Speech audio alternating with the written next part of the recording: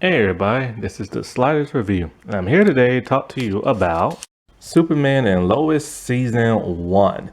So, wow. I can't believe I gave this show up all those years ago. What was it, about like 2 or 3 years ago and stuff?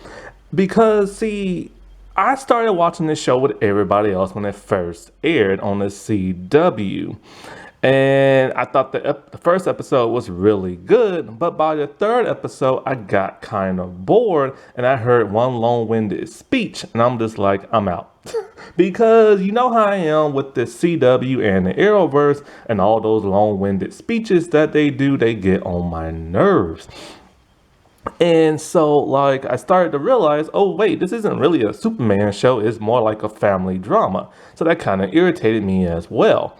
But that first episode was really cool, and it was a nice setup, especially the end. So after that third episode, those long-winded speeches, and kind of the dullness of the show, I just kind of like gave it up after that and stuff. And so I never planned on ever rewatching it again. But then I started hearing like a bunch of reviews from YouTubers about this show, and they kept talking about how really, really, really, really good it was. And so I stopped and I contemplated. I'm just kind of like, did I give this show up too soon? And the answer was yes. And so I was like, crap, there's no way I can watch it now, because I think at that time, I don't even know if it was on HBO Max. But then I completely forgot about this show. And then so like a while ago, earlier this month or last month, I can't remember, which probably last month, it was last month, I got HBO Max again. And so after watching a lot of the stuff I wanted to watch in a few movies, I'm just like, I ain't got nothing to watch. And this thing ends in February because I'm not renewing it. So I'm like, what can I watch? So I started looking around and I'm all like, oh, is that Superman and Lois show? I'm like, maybe I'll just give it a chance again. And so I started watching it again. And holy crap, I was really shocked and amazed by like a lot of what I saw. Now, do I think it's perfect? No, but I do think it's one of the better Superman-ish type shows that are out there. I still feel as though Smallville is probably the best Superman-ish type television show we've had in like forever. Because, I am a pretty big Superman fan, but I'm also more of a Supergirl fan. However, I never particularly liked the Supergirl show that came out, and I gave that up after the second season, and I never went back. And with Supergirl, I thought the first season was pretty solid, and I thought the second season was pretty solid as well. But after that, I just kind of like, I'm so tired of this show. So I gave Supergirl up. And so, like, I'm not even really that huge of a fan of the whole Arrowverse in general because, I gave that up after a couple of seasons of each show. I was a huge Arrowverse fan in the earlier days, but then somewhere towards like, I don't know, around the third season of every show, I just started to lose interest. I started to see the formula and I started to get very irritated and stuff. And I started to get very bored, mostly with the long-winded speeches. There's always like a really smart person on a keyboard telling the hero what to do. And that just kind of just got on my nerves and everything. And because I didn't feel like they was real superheroes, they were just like a team, and the hero was just taking orders from whoever the smart person is behind the computer, or the mentor person. So that just started to irritate me, that whole formula they had. But with this show, when it first came out, I'm all like, oh, okay, it must be a DC Universe show similar to Stargirl that just happened to came over to the CW. No, I was wrong. This is, in fact, a full-fledged CW show. Shocking! They can actually make a cinematic movie level type television show. I could not believe it. The special effects on this show are breathtakingly amazing. Every CGI shot is awesome. I'm only talking about the first season. I haven't watched the second season yet. I've heard some things about the second season, especially with this huge revelation. But anyway, the special effects are always good, except for one time. It's when Superman had to stop that train. And that's the only time the CGI looked like a typical CGI, like CW TV show CGI. But other than that, the CGI is on point. I cannot believe how good the flying is in this. I can't believe how good the super speed is in this. It's like, holy crap. And this show has a very different feel than your most CW shows. It's more bleak, if you will. It's a muted like tone color palette. And so with that kind of not necessarily grayish, but it's muted and everything. Because Superman's suit is very muted. The red looks great, but the blue looks very grayish. However, the suit is actually full on blue and everything. When you look at actual still pictures, it just they add a filter. And sometimes they do kind of like this amber, yellowish kind of like filter when they're outside in the sunlight that looks amazingly beautiful and stuff. And a lot of these shots that they film in the color palette and the cinematography is very reminiscent of Man of Steel. There are even like when Clark started to learn his super speed and started flying, there was a scene almost directly from Man of Steel in the way he flew. There are shots that are similar when he's in space, and he looks very similar to how like Brandon Routh did in Superman Returns. And so they take little pieces here and there, and they also like they incorporated I say a lot from Man of Steel. The tone, the filter, just like the grittiness of it all and stuff like that. But it still has that Superman-ish feel to it, it's just not bright and vibrant like other stuff. And, I still am shocked and amazed by how good, the CGI is. Now, when I said, is this a perfect show? I said no. The reason for that is because I still think Smallville is great. It's just superior and everything. I like the format of Smallville. It's bright. It was originally episodic until they went to the whole story arc thing. And they did a lot of good world building. And not only did they make things similar to the classic Superman tone and feel of the comics, but they also did their own thing. My only problem with Smallville is that there was no costume and he wasn't allowed to fight and fly. However, it was always fun getting hyped to see that CGI moment in like Smallville. I was like, yeah, where is it? Where is it? Let me record this. Like, this is awesome. And so I used to always love that. Now, sure, the CGI is out of date now. Some of it still holds up, but some of it is a little cheesy towards the end when they started world building a little bit too far and when the show started getting kind of boring and stuff. So I always just wanted him to have the suit and do Superman type stuff and fighting and stuff, but they never did that in Smallville. Here, my main problem with this show is that there are at least 4 storylines, plot threads that are crammed all in a 15 episode arc, or 14. I can't remember how many there are. Now, to be fair, they do a great job of blending all those plot threads in one season, but I would have preferred if all those plot threads were in their individual season. Therefore, the show would have multiple seasons. But with this whole, what is it? What's that network that bought them? Is it not Netscape? Why am I thinking of Netscape? Lord Jesus. Something Star. Netstar, I think it's called. There is no telling what's going to happen with this show because they're already filming. I think they're probably done filming their 3rd season or almost done filming. And so Netstar, there's no telling if the show coming back or not. And so I just wish those different plot threads were in individual seasons. Also, another problem I'm having, he doesn't really fight people that much. I was expecting this to be a full-on Superman type show, but it's more of a family drama. And so, in the CW is known for good action and everything. So I was kind of disappointed that other CW shows had more action fighting their villains than he did. Only the time you ever really see action is in that 1st episode and really towards the last 2 episodes.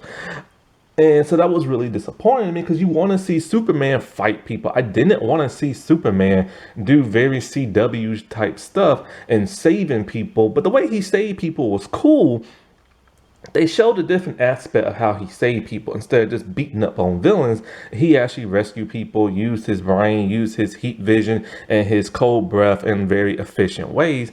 I just wanted to see that in a battle. And so this isn't episodic. There are no random villains of like the week. I mean, heck, even Supergirl had that. So I can give her credit for that. At least she had villains per week. And like, at least she threw down every now and then. But here, not so much. And like, so, and then another problem I had is that like while watching it, even though I rewatched this a second time, because I didn't finish it at first, but when I watched it this time, towards the beginning and middle, I started to get very bored. It's like, because this is a family drama and it's a very, very, very stretched out like plot and everything. And so everything in between, I was just kind of getting bored. I'm like, oh, great. Now the next episode's coming up. I mean, I enjoy the show, don't get me wrong, but it's just like, get to the point. And then so when they started getting to the point, that's when things started getting better for me. Before I get into the last thing that irritated me, first, let me just say, actually, no, let me just get into that now. Lana Lang's family. That entire plot just kind of dwindled the show for me. I don't see a point in their family being in the show. Like, I really don't. They take up a lot of extra space that could be used for something like, I don't know, like a villain fight or something like that. Don't get me wrong, I like the actors, the actor and actresses that make up that family. They're really, really good. And yes, they had a very compelling story, but I would have preferred them to have a spin-off show of Lana Lang's family and let it just be a straight-on family drama. No superhero this, no superhero that. Just let them be a good old-fashioned CW family drama, which is something we haven't had in a long time on the CW. Everything's been more like, oh, either vampires or like superheroes or something like that of the nature, but never a full-on like family drama. And it would have been fine if they would have spun that off into a family drama. My problem with them in the show is that they're just crammed into whatever storyline plot thread that's going on in the season and help those characters progress in their like development. And that to me is just kind of boring. They're just always there. And every time it cuts away from them to do whatever family drama they're doing, it reminds me of the Arrowverse when like there's a fight scene and then it cuts to that to the smart person on the computer. Like it just irritates me like that. And so while I think the family is fine and the people who play them, it's just that they seem pointless in the actual show and what's going on in the show. And so like, my favorite episode is actually episode 11. That was the most Superman-ish type thing I've seen on this show. Like they put like, you know, they told like kind of like his origin of how he met Lois. And we saw some very classic Superman stuff. Him spinning around real fast, changing, him saving people. Him wearing that very classic first suit from the comics. Because they showed a snippet of that in the first episode, but they went full on in like episode 11. And so like, you know, that was just a cool, really cool episode, but it's not just a flashback. There's a reason for that episode. And I was just kind of like, man, that is just so cool and everything. And I wish the whole season would have been more like that because it has a very bleak, depressing kind of feel to it, especially with the filter and stuff. Now, this show has two major twists and turns in here that nobody saw coming. And that's what really helped elevate that show, especially towards the end. And so those twists and those turns were like really cool. But my problem with that is that in this season, we had one major twist turn. So why do we need a second? Like, you know, this is why I feel like they should have just did that in a different season. And now when you do actually come to season 2, they did the whole thing again with the twist and turn. How many times are they going to keep doing this for people to be like, okay, I'm tired of these twists and turns.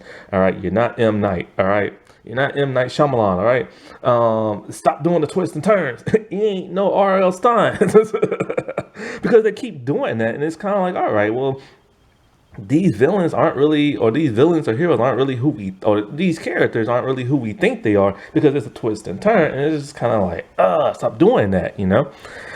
And so, how all this started, and so this all started back in Supergirl with the Arrowverse. When Superman showed up in season 2 of Supergirl, he donned a very much different suit, and they cast Tyler Hoechlin from Teen Wolf as the Superman. And I really enjoyed this dude as Superman. A lot of people gave this dude heat and hate when he was first cast because, one, he's not Henry Cavill, and two, he's not as thick and muscular as Henry Cavill. And so because of that, even still to this day, people give this man hate. There is no reason to give this man hate. He is an extremely good Superman, and he's written to be more like a classic, smiling, cheerful type Superman. Now, as for his body build, okay, people, stop this crap. You know, every single last Superman we've ever had in the past, except for Henry Cavill, was never big and muscular. They was always small frame. They always had a slender build to them. You know that. I know that. Why are people acting like every Superman in the past was this big, huge, muscular person? Not only that, but his Superman suit in, like, let me get to that right now. His Superman suit in this series is completely redesigned from that of the Arrowverse. And it's because of the whole crisis thing, but there's another reason for that after people found out in season 2. It's because this is not connected to the Arrowverse. Originally it was supposed to after crisis, but they said something about the pandemic and this and that, and always having to shut down production because of the pandemic. It just changed their focus, and then they went in this different direction. I don't know what that had to do with anything. What does a virus have to do with them not connecting this to the Arrowverse? So that confused and angered a lot of people.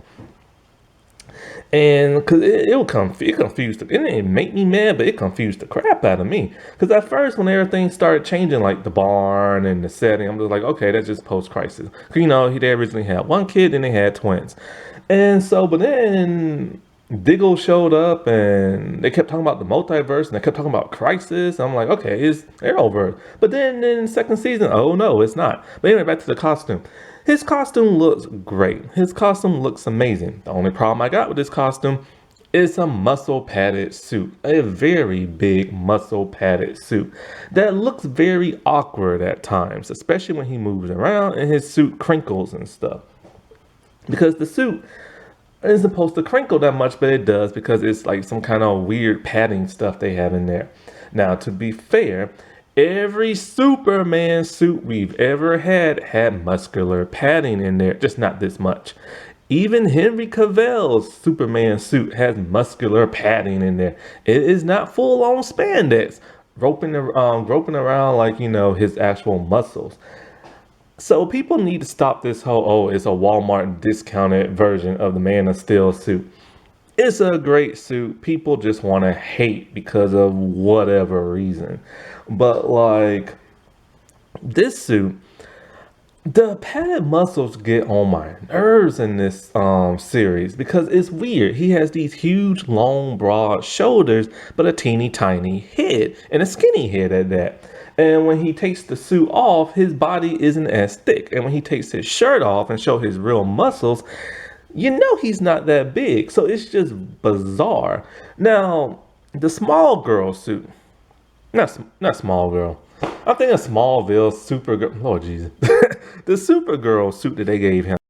I like this suit except for the cape. There's just something weird about the cape and around the neckline that always bugged the crap out of me. That gold trim is just bizarre on it and stuff. But for the most part, I always like the Supergirl suit that they gave him. A lot of people don't. But at least with the Supergirl suit, it shows his actual real physique and his real body size. And it looks natural and stuff. I wish they would have went with this, but they're trying to compete with the DCEU.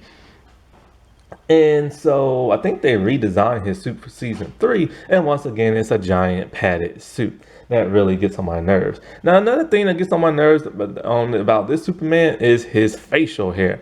Shave that stubble off. I don't want to see a Superman with a beard. Now, this does tell a slightly different story of Superman. elements that they have added into the series.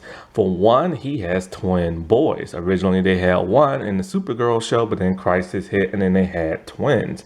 And so his boys are now teenagers. So many years have now passed, and they have moved back to the Kent farm so they can live a nice, quiet type life.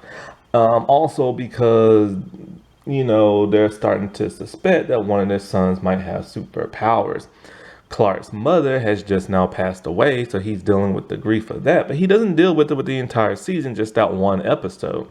So it would have been nice to see him deal with it a lot more, but as we find out, a younger version, that of Clark, he was a bit of a rowdy teenager. He was fighting crime, wearing a black mask and, stopping crime, and his mom did not like that.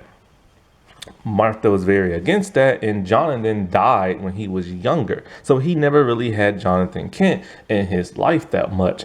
And he got so angry to the point where he left his mom and went to live on his own as a teenager. That shocked and surprised the crap out of me. So you can tell this is a very different Superman. And so as an angsty teen, he decided to forge the Fortress of Solitude, which is just typically just it's not as grand and crystal-like as other versions. It's just a regular, kind of not even really a snowy mountain. It's just it's just the snow. He goes underneath and a cliffside, and then he's there. There's nothing really fancy inside. He just has this little terminal station that he puts the crystal in, and that's it. They could have went fancy with it. I mean, even Smallville went fancy with it, man.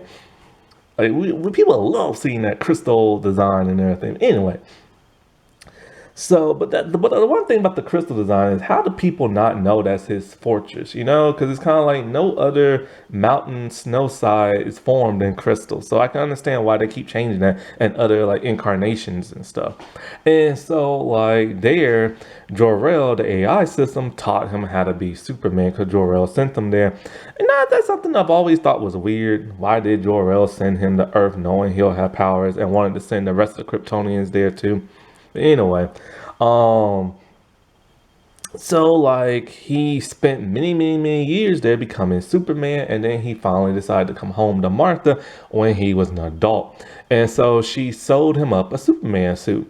And that's something very classic from the comics and other incarnations, like the Dean Cain one where his mom made him a suit.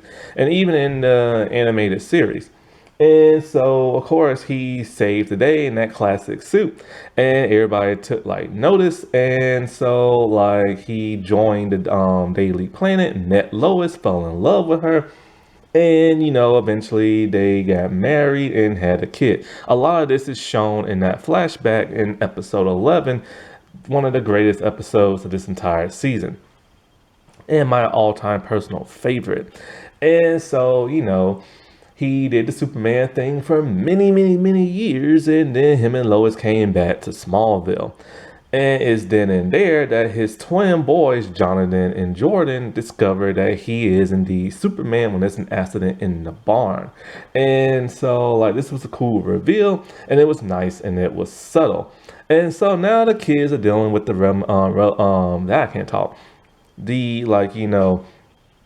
idea that their nerdy father is Superman.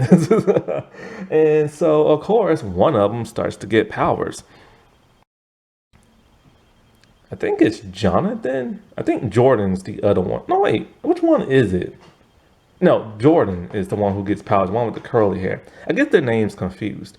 And so he starts to get powers, and it's cool to see him go through all these experiences as a teenager, because you never really get to see Clark do all that. Sometimes you get to see Supergirl do it, but not that often, and we didn't get to see her do it on the Supergirl show. But in animated form, we do. And so it's cool because Clark gets to be a father, similar to his AI father, teaching him how to control his powers, this and that. And so this goes on throughout the entire season. And it's nice to see that father-son bonding moment in a young, super boy-ish type person, because he's in high school and he has to deal with all this. It's very much the Peter Parker situation of Spider-Man. And he gets like a nice little love interest in the form of Sarah, who is Lana Lang's daughter, which is funny because Superman or Clark dated Lana Lang back when he was a teenager, but then he left to go pursue his own life. And then when he came back in as an adult, she was then engaged. And so, like, that's kind of cool. They redid that for his son. And these two make a really cool couple. It's very organic. It's very natural. It doesn't feel rushed or anything like that. And they get along very well. And of course, he has to keep her in the dark.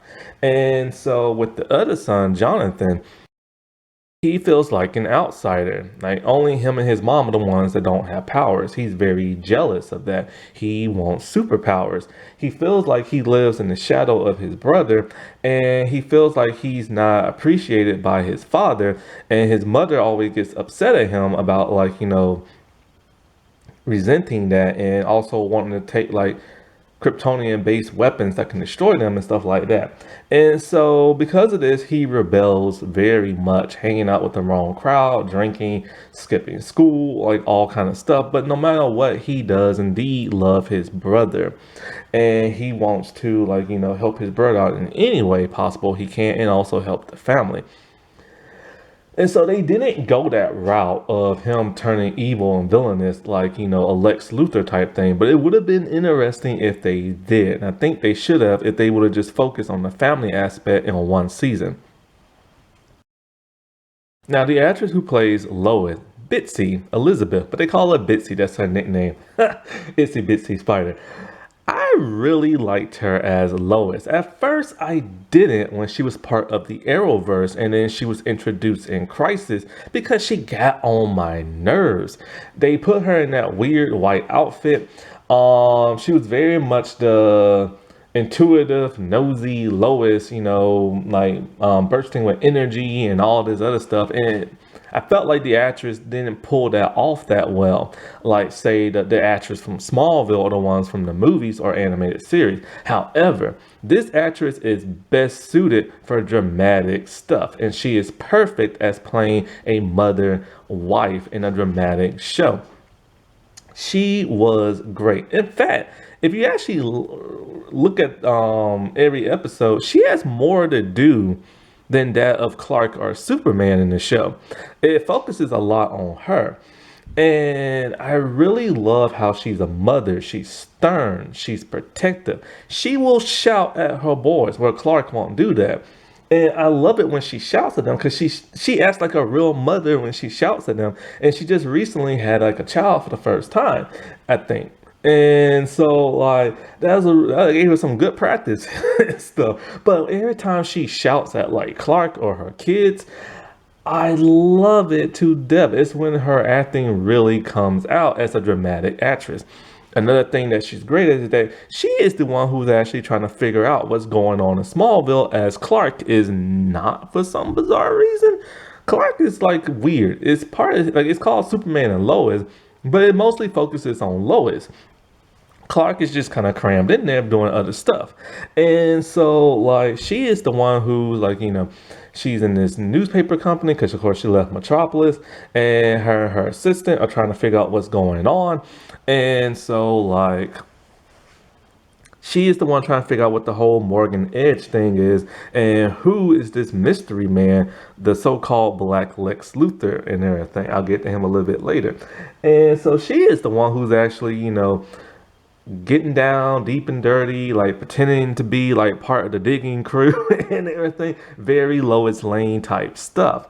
And so I'm glad they didn't make her into like the Smallville version where she's all bubbly and sassy and all this other stuff, because I didn't like it when she did it in Supergirl. But the way she does it here, and this more like straightforward tone, and it really suits her and everything. And she's having problems with her father, who's a general. I love the actor who plays her father. I've seen him in other television shows. He's always great in what he plays, but he always plays like cop or military dudes or secret agent type people. Like, he's getting typecast, but hey man, whatever, like getting him on TV shows, you know what I'm saying? I first saw him in Unforgettable, and then he was in Whiskey Cavalier. And so, like, him and Lois are having huge problems because all he wants to do is protect the Earth from like these alien threats that might come. And he also has hidden weapons that could destroy Superman, because even though him and Superman get along, he always fears that day Superman might turn rogue and try to destroy the planet. And so this causes conflict between him and Lois a lot, especially when those weapons hurt Jordan and stuff. And so he's there in Smallville with the DOD. And so this pisses off later on a lot of small town people, not small town, Smallville people, because they want the military out their city, and they want to know why all these alien people, Kryptonians, are coming to the planet. So if Clark slash Superman isn't doing the reporting thing, and he's barely shown as Superman until towards the end, what exactly is he doing? Well, he's being a father. And he's mostly being a father to that of Jordan, trying to help him out with his superpowers. And like I said before, it's great seeing that fatherly bond that they have with that, and the struggles that he went through as a younger kid. Also, he is the coach of the football team, and he allowed his son to play football, which is weird because he has superpowers and you know it's going to cause problems. But of course, he wasn't allowed to do that growing up. He's more the laid back father type. He only really gets pissy at them when they skip school and they start drinking. But other than that, he's more the laid back father type, whereas Lois is more the hard hammer and everything. And so with him in this series,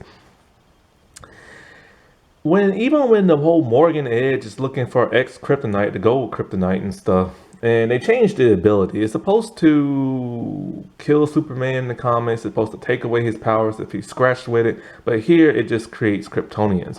And so like even when all this stuff is like coming to his attention, he's not really doing much about it. When every time there's somebody like in danger, he'll go save them. And whenever his family's in danger, he'll rush in to save them. And a lot of times, every time he does the superhero thing, it relates to what's going on in the bigger story arc with this whole X Kryptonite thing. And then there start being people in town who are starting to have Kryptonian powers. So he has to stop them every once in a while. But then he always ends up getting his butt kicked by them. That's one thing. Make Superman Superman. You know what I'm saying? And so with this whole Morgan Edge thing, it is later revealed that Morgan Edge is actually his brother in real life. See, his mother, Laura, had like, a lover before she met jor-el, but then she later left her lore, Zeta-Rho, I think his name is. And so like she went to jor-el and then had a family with there. So he has a much older brother. And so they've done this in the past a couple of times. Like they did down that what is that?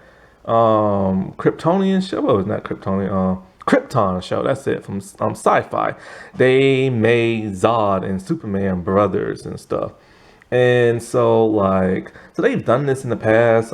Personally, I think it's a nice reveal. It's shocking. It's different from the show and it's supposed to have a different feel. But personally, I've never liked the idea of Superman having any relative. I like the fact that he's an orphan on Earth with no real family except for Kal. And so this causes a lot of conflict because his brother, Morgan Edge, technically Tal-Rho, wants to do what he came here to do. Basically, they had different upbringings. While Clark was beloved by everybody, Morgan was hated by people and hunted down. And so they hated aliens because of that. So then he created his Fortress of Solitude in the desert. And his father is very much evil and wants him to take over the world. See, Laura, when Krypton was like being destroyed, they wanted to save their people by putting their consciousness in the Eradicator. And so because of this, they can put their consciousness in other people. Now, it made it first seem like Laura might be evil, but she's not. She never intended it to take over, like, people, probably maybe just like unconscious people or something like that, maybe, you know what I'm saying? Or in the AI system or a clone or something like that, but she never intended it for the way that Morgan had it. And so he doesn't care with who he has to like repopulate his people with. And it's better to do it with people from Smallville because they've been exposed to the radiation of kryptonite for many, many decades. And so one woman who's his right hand woman there's no saving her because she's been, assimilated many decades ago. And she constantly beats up on Superman. And so, like, they have to stop him and everything. When I say they, there's a person there to help. And so I'll get to him a little bit later. Because that was another huge twist. And so, like, you know, they create this Kryptonian army. And this is where, like, Lana Lang's family comes into play because her husband is part of, like, one of those fake Kryptonian people. And then she takes over, like, Clark's mother to help, like, stop. So they create the device, but they need a huge energy source. So Superman creates the solar flare. And it eradicates all the people that's been placed in them. Now, the Eradicator, there have been so many different versions of this dude, but never really the true full one. Basically, he's an anti-hero, sometimes a villain. He looks like Superman. He has a really cool suit, and he wears goggles. There's been so many incarnations of him in every Superman project, but never really him until Reign of the Superman. But they just had the design of him, but it still really wasn't him. And he was more like an AI type thing. And so here, when Morgan Edge is able to free himself some bizarre kind of way, which is never really explained. There's some blue aura that comes from him and activates his powers, and he's able to escape. He absorbs the Eradicator, and all the consciousness are in him.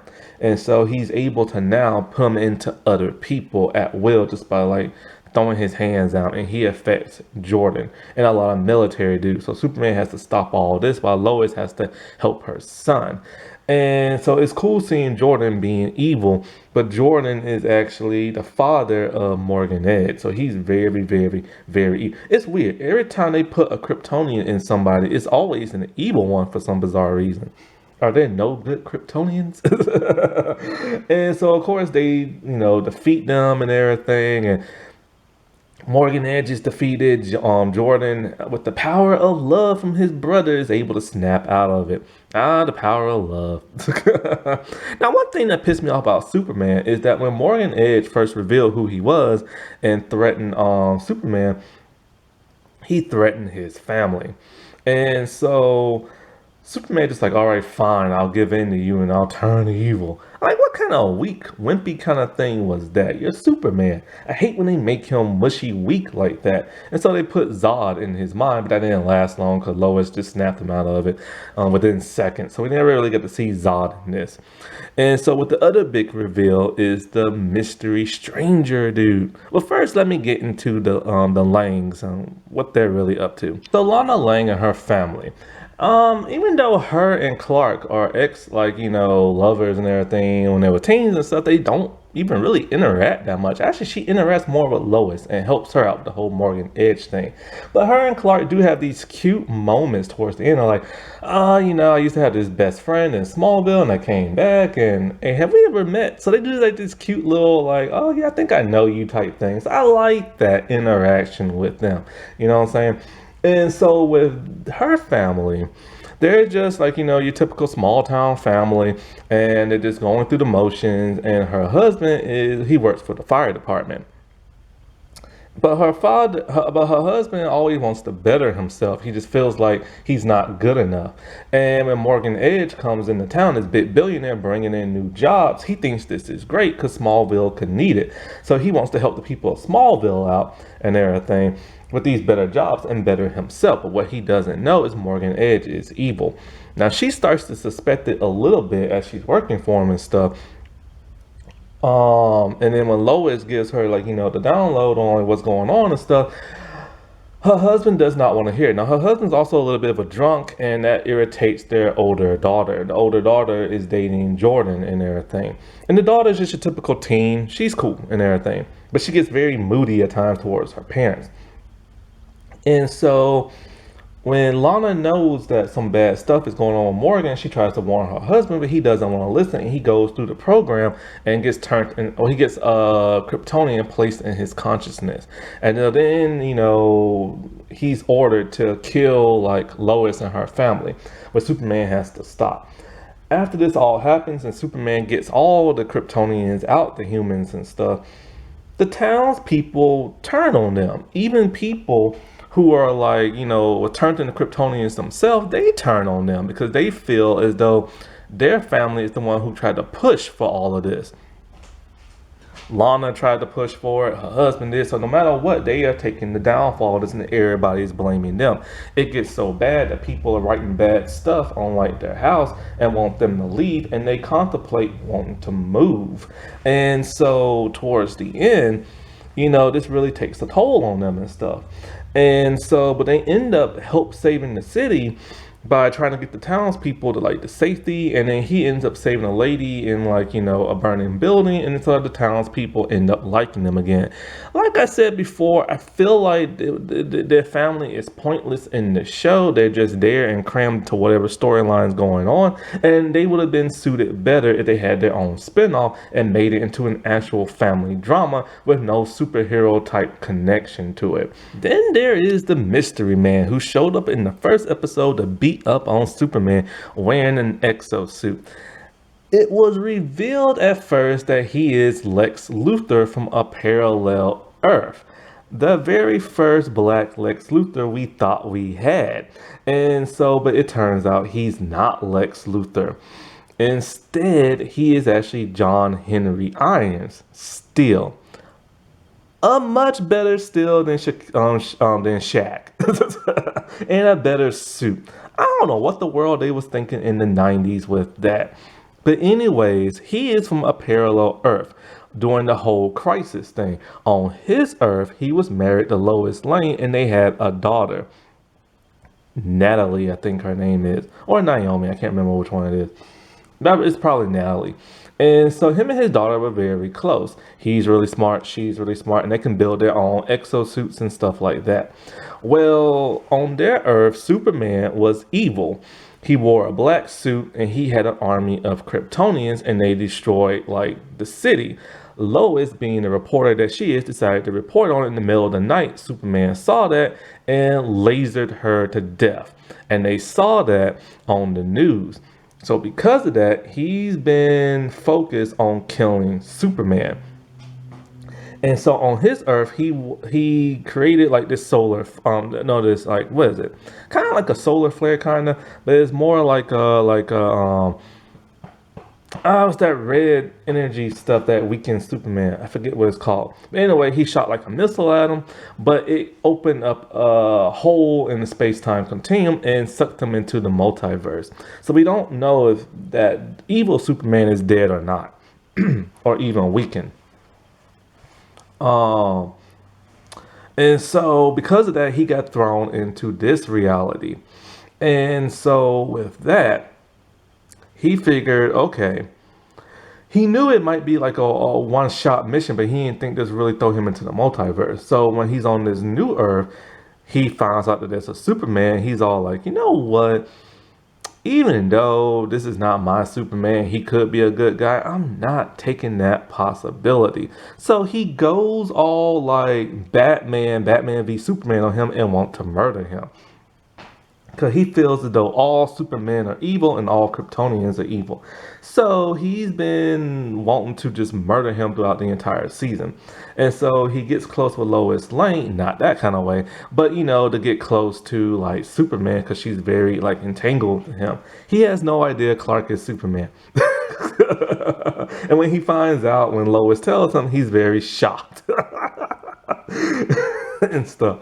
And so like, he explains, so when he gets his butt whooped, he explains to them and everything, why he's doing what he's doing. And this is part of General Lane's whole, well, we can't necessarily trust you, dude, and everything. And so, like, after all that, and Lois convinces him, like, look, man, this Superman is good. You don't have to worry about that. So he trusts her, and he decides to leave. And then he decides to look for his dimensional duplicate sister in this world.